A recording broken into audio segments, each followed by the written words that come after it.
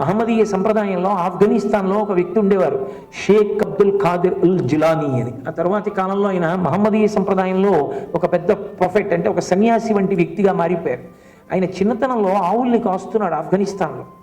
ఆవుల్ని కాస్తుంటే ఒక ఆవు అరిచి అంది, ఆవుల్ని కాయడానికి మనుష్య జన్మ ఎందుకురా అంది. మేకల్ని గొర్రెల్ని ఆవుల్ని కాస్తున్నావు, అదే నీ జీవితానికి ప్రయోజనం.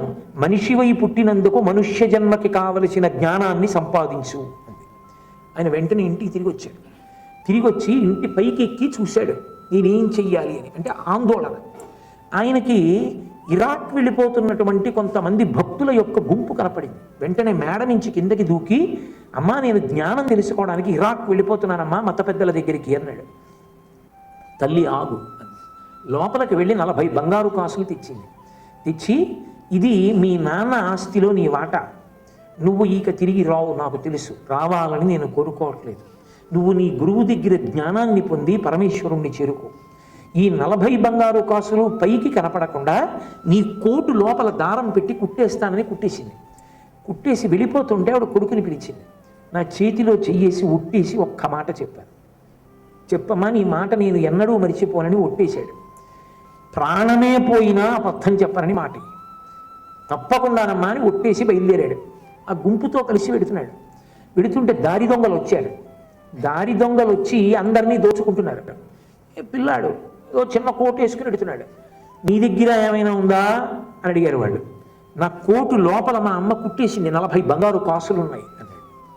వాళ్ళు పకపక నవ్వి, పిల్లాడు మనతోనే అబద్ధాలు ఆడుతున్నాడు, కోటులో 40 బంగారు కాసులు ఉన్నాయి వీడి దగ్గర అని వెళ్ళిపోయారు. ఆయన అలాగే నించున్నాడు. అందరినీ దోచేసుకున్నారు. ఈ పిల్లాడిని చూస్తే వాళ్ళకి ముచ్చటేసి పట్టుకుని తీసుకెళ్ళి దొంగల నాయకుడి దగ్గర నించోబెట్టారు. అయ్యా, అందరి దగ్గర 5-6 కాసులు కన్నా లేవు. ఈ పిల్లాడిని అడిగా, నీ దగ్గర ఏమైనా ఉందా అని. 40 కాసులు ఉన్నాయని చెప్తున్నాడు. నాకు నవ్వు వచ్చింది ఈ పిల్లాడిని చూస్తే అన్నాడు. దొంగల నాయకుడు అన్నాడు, ఎరా నీ దగ్గర నిజంగా ఉన్నాయా? ఉన్నాయి అన్నాడు. ఎక్కడున్నాయని? మీకు మామూలుగా జేబుల్లో చేయి పెడితే దొరకదు, నా చేతి లోపలికి మా అమ్మ కుట్టేసింది కోట్లో 40 కాసులు ఉన్నాయన్నాడు. కోటు విప్పన్నాడు. నాయకుడు కూడా నమ్మలేదు. కోటు విప్పాడు, 40 బంగారు కాసులు వేలాడుతున్నాయి. అదేమిట్రా అలా ఎందుకు చెప్పేసావు 40 బంగారు కాసులు ఉన్నాయని? మీ అమ్మ ఎందుకు కుట్టించింది? దొరకకూడదని వెళ్ళిపోయావా అన్నాడు నాయకుడు. వాడన్నాడు, ప్రాణమే పోయినా అబద్ధం చెప్పనని మా అమ్మకి మాట ఇచ్చాను. మా అమ్మకి ఇచ్చిన మాట నిలబెట్టుకోవడం కన్నా అబద్ధం చెప్పి 40 బంగారు కాసులు దక్కించుకోవడం నాకు గొప్పది కాదన్నాడు. దొంగల నాయకుడి కన్నుల వెంట నీళ్లు బొట్ట కారిపోయాయి. నీకున్న భయం నాకు జీవితంలో ఉంటే, నీకున్న భయం నేను నా తల్లి పట్ల, తండ్రి పట్ల, గురువు పట్ల ఉంచుకుని ఉంటే ఇంతమంది జీవితాలు బాధ పెట్టేవాడిని కాదు. నిర్భయత్వం అన్న పేరుతో కొన్ని వేల మందిని బాధ పెట్టాను. ఇప్పుడు అర్థమైంది అసలు నిజమైన భయం కలిగి ఉండడం అంటే ఏమిటో.